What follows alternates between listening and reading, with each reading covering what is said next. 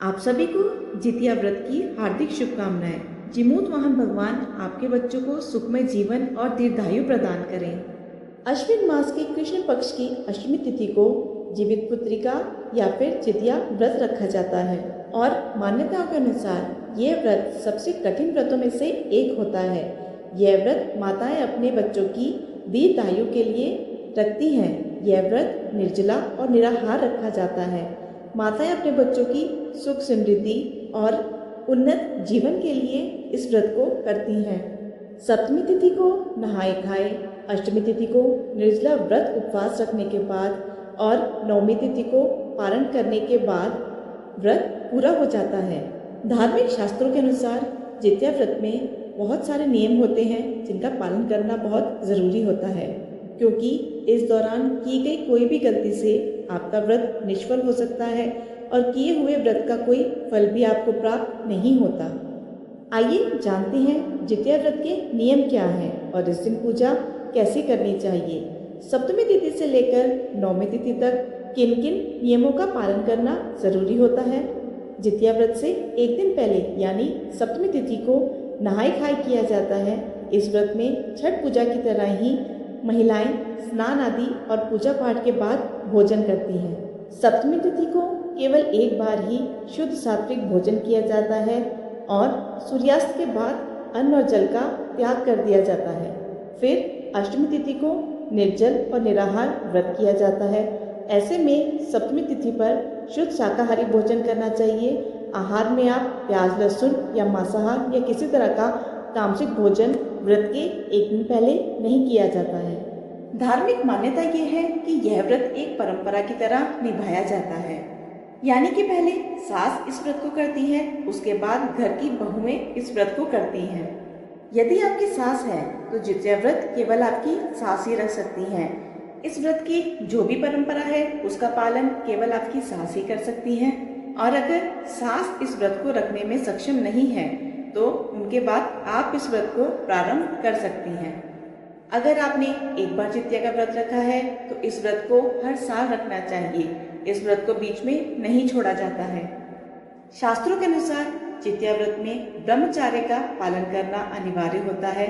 इसके अलावा मन, कर्म और वचन से भी शुद्ध रहना चाहिए। लड़ाई झगड़े से, कलह क्लेश से दूर रहना चाहिए। किसी प्रकार के अपशब्द कहने से भी यह व्रत खंडित हो जाता है। जितिया व्रत के दिन सुबह जल्दी उठकर स्नान आदि से निर्वित होकर साफ स्वच्छ वस्त्र धारण किए जाते हैं। उसके बाद हाथ में जल या पुष्प लेकर व्रत का संकल्प किया जाता है। साथ ही प्रदोष काल के समय में गाय के गोबर से पूजा स्थल को लीपकर साफ कर लिया जाता है। इसके बाद वहाँ पे एक छोटा सा तालाब बनाकर तालाब के पास ही एक पाकड़ की डाल खड़ी कर दी जाती है। तालाब के पास ही कुशा से जीमूत वाहन भगवान की मूर्ति बनाई जाती है तथा कथा के सियाल और चील की भी मूर्ति गाय के गोबर से बनाई जाती है। सबसे पहले जीमूत वाहन को धूप, दीप, अक्षत, फल अर्पित किए जाते हैं। इसके बाद चील और सियारन को सिंदूर से टीका लगाया जाता है। उसके बाद हाथ में चावल के दाने लेकर व्रत की कथा पढ़ी या सुनी जाती है। सबसे अंत में आरती की जाती है। इस दिन पूजा करते समय पेड़ा, दूध, खड़ा चावल, 16 गांठ का धागा, इलायची, पान सुपारी, बांस के पत्ते भी अर्पित किए जाते हैं। जितिया व्रत के पूजन में सरसों का तेल और खली भी चढ़ाई जाती है। इसे बुरी नजर दूर करने के लिए अगले दिन बच्चों के सिर पर भी लगाया जाता है। इस व्रत में एकदम निराहार और निर्जल रहा जाता है। इसीलिए व्रती महिलाओं को चाहिए कि ज्यादा भाग दौड़ करने वाला काम या फिर ज्यादा बोलने वाला काम इस दिन ना करें। हो सके तो मौन रहकर ही इस दिन अपना व्रत करें। रात में हो सके तो जितनी देर आप जाग सके उतनी देर आपको जागरण करना चाहिए। उसके बाद अगले दिन सूर्य देव को अर्घ देकर ही इस व्रत को खोला जाता है। सूर्य देव को अर्घ देने के बाद आप अन्न और जल ग्रहण कर सकते हैं। मुख्य रूप से जितिया व्रत के तीसरे दिन यानी नौमी तिथि को जोर भात, मलुआ की रोटी और नोनी का साग खाया जाता है। नौमी तिथि को व्रत खोलने के बाद अपनी सामर्थ्य के अनुसार कुछ न कुछ दान दक्षिणा अवश्य दें। इस तरह से जितिया व्रत सप्तमी तिथि से लेकर नौमी तिथि तक रखा जाता है। इस 3 दिन तक चलने वाले उपवास में महिलाएं जल की एक बूंद भी ग्रहण नहीं करती हैं। क्योंकि यह व्रत सप्तमी तिथि से प्रारंभ होता है, इसलिए सप्तमी तिथि को भी कुछ बातों का ध्यान रखना बहुत ज़रूरी होता है। सप्तमी तिथि को हो सके तो किसी पवित्र नदी में स्नान करना चाहिए। अगर ऐसा संभव नहीं है तो आसपास किसी कुंड या सरोवर में आप स्नान कर सकती हैं।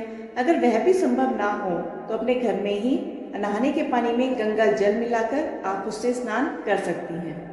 सप्तमी तिथि को भी केवल एक बार ही शुद्ध सात्विक भोजन किया जाता है। नहाए खाए की रात सप्तमी तिथि की रात होती है, तो इस रात को छत पर जाकर चारों दिशाओं में कुछ खाना रख दिया जाता है। ऐसी मान्यता है कि ये खाना चील और सियारन के लिए रखा जाता है, क्योंकि हमारे देश के कुछ हिस्सों में इस व्रत की जो परंपरा है, जो पूजा की विधि है या फिर भोग लगाने की जो परंपरा है, वह अलग अलग हो सकती है।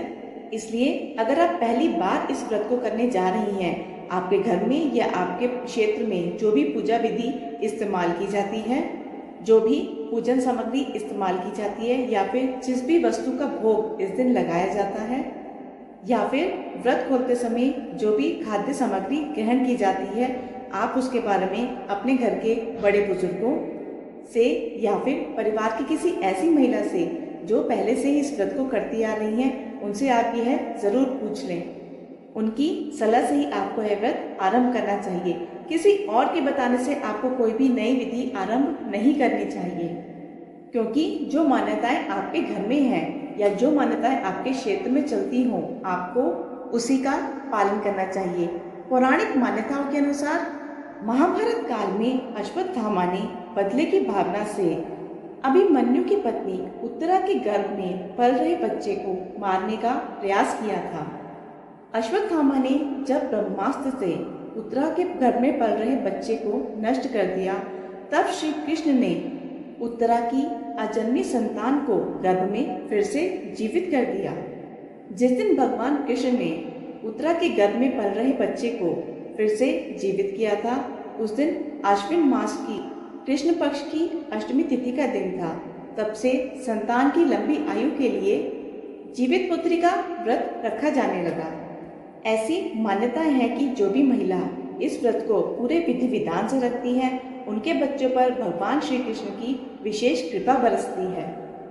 मान्यता है इस व्रत को रखने से संतान दीर्घ आयु होती है।